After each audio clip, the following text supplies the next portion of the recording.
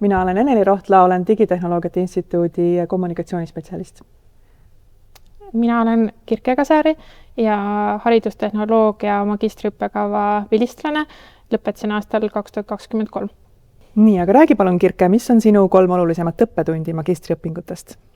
Ma arvan, et selliseid õppetunde on kindlasti hästi palju, aga mis mulle kõige rohkem meenub, on esiteks, kui oluline on võrgustik sinu ümber, kellega sa koos töötad. Nii siis teaduslikus mõttes kui ka siis tegelikult tööalaselt. Aga mainiks kindlasti ka teaduspõhisust, ehk siis kui oluline on tegelikult lähtuda erinevate arendusprotsesside kavandamisel teadusest ja uuringutest.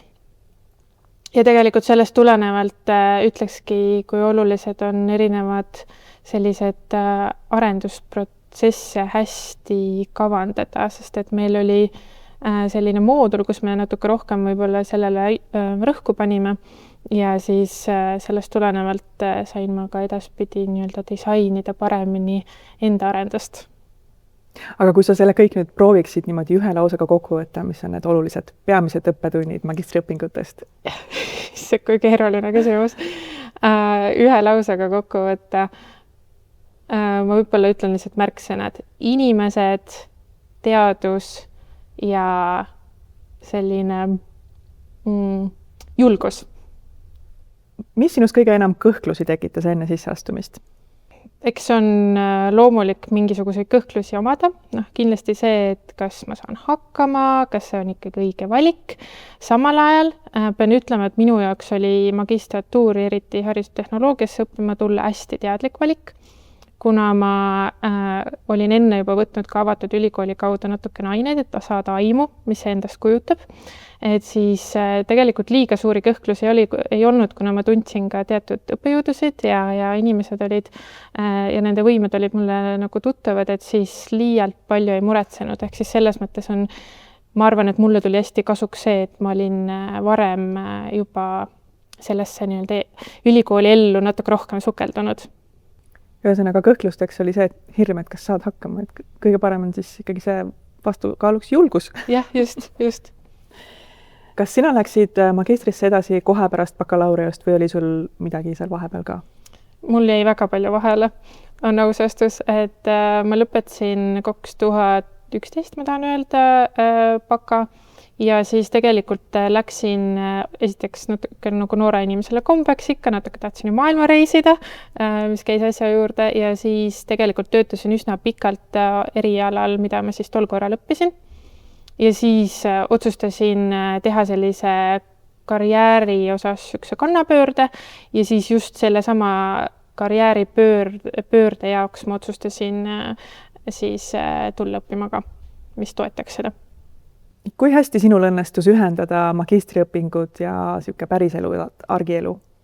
Väga hästi, just selles osas, mis puudutab minu tööd, sest et ma töötasin ka õpingute kõrval, eks ole, ja siis, et kuna see, mida me kõik õppisime, ma sain otse oma töös rakendada, ehk olles arendusjuht, tehnoloogia, siis programmi arendusjuht, et siis see hästi toetas kõike, mida ma õppisin ülikoolis, aga ma arvan, et igas mõttes tegelikult need õpingud olid nagu hästi läbimõeldud, sest esiteks juba logistiliselt on ju ja ajaliselt, et kuivõrd loengud toimusid valdavalt siis reedeti ja laupäeviti, et siis see nagu toetas seda, et ei seganud tööd ja muud elu, et igatepidi oli tegelikult väga mugav ja hea käia koolis. Kas ülekoormust ei tekkinud, et nädala sees käid tööl ja nädalavahetusel ülikoolis?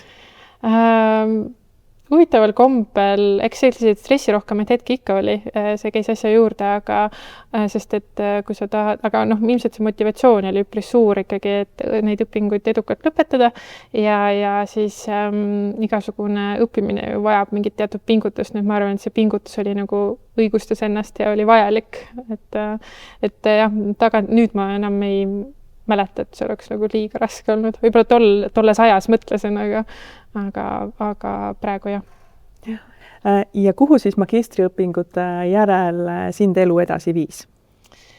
no tegelikult tööalaselt liiga palju edasi ei viinud, olen endiselt tehnoloogia haridusprogrammi arendusjuht, küll aga ülikooli ja teaduse mõttes viis vägagi edasi. Tänaseks siis ma olen Digitehnoloogiate Instituudi nooremteadur ja siis üritan siin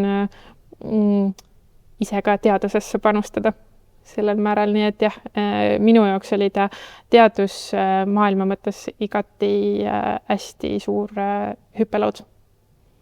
Nii et sina oled läinud siis karjääri mõttes teadlase teele? No ma loodan, et läbi selle protsessi ma võin kasvada küll jah, teadlaseks. No väga põnev. Sul on olnud tore karjäärielu ja loodan, et sa jõuad kaugele oma teadlase karjääri teel. Suur tänu!